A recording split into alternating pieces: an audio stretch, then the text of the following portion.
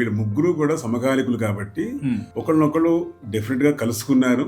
ఒక ఎగ్జాంపుల్ ఏంటంటే శ్యామశాస్త్రి గారికి పాన్ వేసుకునే అలవాటు ఉందన్నమాట. అంటే ఆయనతో ఎప్పుడు కూడా ఒక బాక్స్ ఉంటుంది, అందులో తమలపాకులు, ఒక్క, ఇవన్నీ సున్నం రెడీగా పెట్టుకుంటారు, అడకత్తరి ఇవన్నీ ఉంటాయి అనమాట. ఇది ఎప్పుడు శ్యామశాస్త్రి గారికి చేతిలో ఉండాల్సిందే. త్యాగరాజ స్వామి వారికి ఇల్లంతా నీట్ గా ఉండాలన్నమాట, ఎక్కడా కూడా చింద్రవందరగా ఉండకూడదు. శ్యామశాస్త్రి గారి వారి ఇంటికి వచ్చినప్పుడు ఈయన పాన్ వేసుకొని ఆయన ఉమ్మివారు.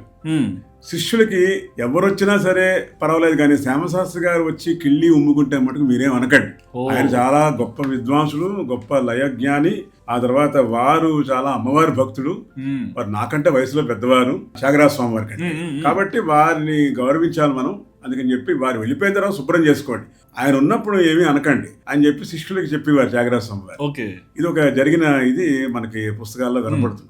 ఇంకొక వెర్షన్ ఏంటంటే ముత్తుస్వామి దీక్షితుల వారు సమకాలీకులు ఒకసారి త్యాగరాజ స్వామి వారు వారి ఇంటికి ఆహ్వానించారు. అంటే ఈయన చాలా అద్భుతంగా ఈయన సీతారామ కళ్యాణం అంతా చేసేవారు త్యాగరాజ స్వామి వారి ఇంట్లో. అయ్యా దీక్షితుల వారు మా ఇంటికి వచ్చారు, కళ్యాణానికి వచ్చారు, మీరు ఒక మా రాముణ్ణి కీర్తిస్తూ ఒక కృతి చెప్పండి అంటే ఆసువుగా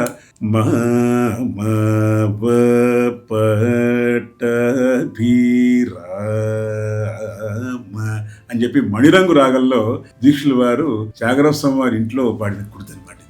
డెఫినెట్ గా కలుసుకునేవారు, ఒకరొకరు రాగాల గురించి మాట్లాడుకునేవారు అని చెప్పి మనం వింటూ ఉంటాం పుస్తకాల ద్వారా. డెఫినెట్ గా వాళ్ళకి మంచి అనుబంధం ఉంది వాడికి. ఇంకో విషయం చెప్తారు, శ్యామశాస్త్రి గారి కొడుకు సుబ్బరాయ శాస్త్రి ఆయన త్యాగరాజ స్వామి వారి దగ్గర సంగీతం నేర్చుకున్నారు. చూడండి, అంటే నేను సాటి విద్వాంసుడు అని చెప్పి ఈగోస్ పోకుండా ఆయన దగ్గర సంగీతం నేర్చుకోవాలని చెప్పి పంపించారు. సో ఈ విధంగా వారికి మంచి అనుబంధం ఉండింది.